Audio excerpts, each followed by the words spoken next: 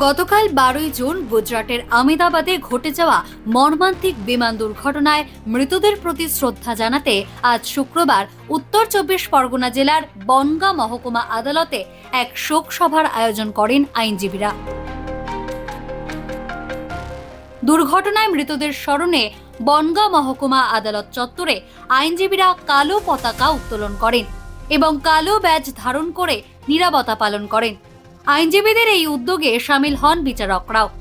বনগাঁ মহকুমা আদালতের আইনজীবী সমীর দাস বলেন, বিমান দুর্ঘটনা বিগত 3 দশকের মধ্যে এরকম বড় ধরনের ক্রাশ প্লেন আমরা কিন্তু দেখিনি এবং শুনিও নি। অতীতের অভিজ্ঞতায় আমরা সেগুলো ভুলেও গেছি।